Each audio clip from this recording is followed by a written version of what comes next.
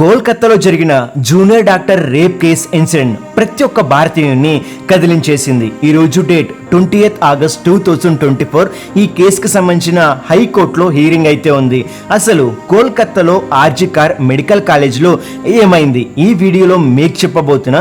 మీ విలువైన సమయాన్ని కేటాయించి ఈ వీడియోని మీరు జాగ్రత్తగా చూడండి. జూనియర్ డాక్టర్ మోమితా డెబ్మెత్, ఈమె 31 years ఓల్డ్ అనమాట.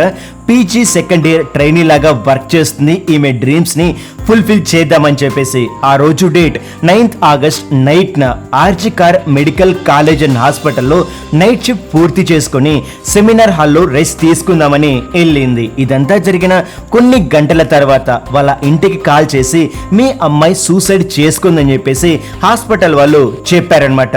విషయం తెలుసుకున్న వాళ్ళ పేరెంట్స్ హాస్పిటల్ దగ్గరకు వస్తే 3 గంటలు సెమినార్ హాల్ బయటే వెయిట్ చేయించారు. డెడ్ బాడీని చూపించారు. ఆమె డెడ్ బాడీని చూశాక పేరెంట్స్ కి అర్థమైంది ఇదొక సూసైడ్ కాదు, ఇదొక మర్డర్ అని చెప్పేసి. ये जो हादसा हुआ है 9 अगस्त करीबन 10:30 बजे मेरे पड़ोसी को मैं चीखते बिखलाते हुए रोते हुए मुझे वो लिपटती है और कहती है कि सब कुछ खत्म हो गया. मैंने कहा क्या हुआ?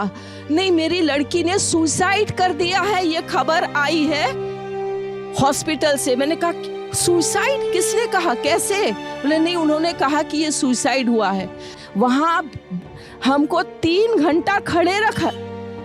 एक पेरेंट्स जिनकी बच्ची 31 years old की ऐसी खत्म हो जाती है, उनको 3 घंटा खड़ा रखा और ये हाथ जोड़ती रही. माँ बाप हाथ जोड़ते रहे, हमें एक बार दिखाओ, हमारी बच्ची का मुंह एक बार दिखाओ. పోస్ట్ మార్టం అయ్యాక వీళ్ళకి తెలిసింది ఏంటంటే ఆమె బాడీ మీద చాలా ఇంజురీస్ ఉన్నాయని చెప్పేసి. ఇక్కడ పోస్ట్ మార్టం డీటెయిల్స్ కూడా అయితే షేర్ చేసుకున్నా. ఇక్కడ చూసుకుంటే లెగ్ ఇంజురీ అని, కడుపు మీద దెబ్బలు తగిలాయని చెప్పేసి, ఇంకా మెయిన్గా 150 grams ఆఫ్ స్పర్మ్ ఈమె బాడీలో ఉందని చెప్పేసి డాక్టర్స్ పోస్ట్ మార్టం రిపోర్ట్లో ఇక్కడ క్లియర్ కట్గా చెప్పారు. ఆగస్టు 9th నుంచి ఈ కేసు అనేది కొద్దిగా ముందుకైతే మూమెంట్ అయితే ఉంది, కానీ న్యాయం జరగదని చెప్పేసి చాలా మంది డాక్టర్స్ ఏం చేశారంటే స్ట్రైక్స్, ధర్నాస్ ఇవి చేయడం వల్ల కాలేజ్ ప్రిన్సిపల్ తన పోస్ట్ కి అయితే రిజైన్ చేశాడని చెప్పేసి చాలా మంది ఇక్కడ చెప్తున్నారు. ఈ ఇన్సిడెంట్ జరిగిన కొద్ది రోజుల్లోనే హాస్పిటల్లో పెండింగ్ వర్క్స్ అనేవి స్టార్ట్ చేశారు. అవే గోడల్ని రీవర్క్ చేయడం, పెయింటింగ్ చేయడం ఇలా అని చెప్పేసి చాలా మందికి డౌట్ ఏంటంటే ముందు నుంచి జరిగిన వర్క్స్ ఇప్పుడెందుకు ఫాస్ట్ గా జరుగుతున్నాయని చెప్పేసి. ఇలా చేయడం వల్ల విలువైన కేసుకి సంబంధించిన క్లూస్ అనేవి చాలా ఈజీగా చెడిపోయచ్చు కదా. ఎందుకంటే ఏదైనా ఒక క్రైమ్ జరిగినప్పుడు ఆ క్రైమ్ ప్లేస్ ని కంప్లీట్ గా సీజ్ చేస్తారు, కానీ ఇక్కడ ఇలాంటి సీజింగ్ చేయకుండా ఆల్టర్నేటివ్ వర్క్స్ ఇక్కడ ఎందుకు స్టార్ట్ చేశారని చెప్పేసి పోలీసు వాళ్ళు చాలా మందికి అయితే ఎంక్వైరీ అయితే స్టార్ట్ చేశారు. ఈ కేసులో కోల్కతా హైకోర్టు వరకు అయితే వెళ్ళింది.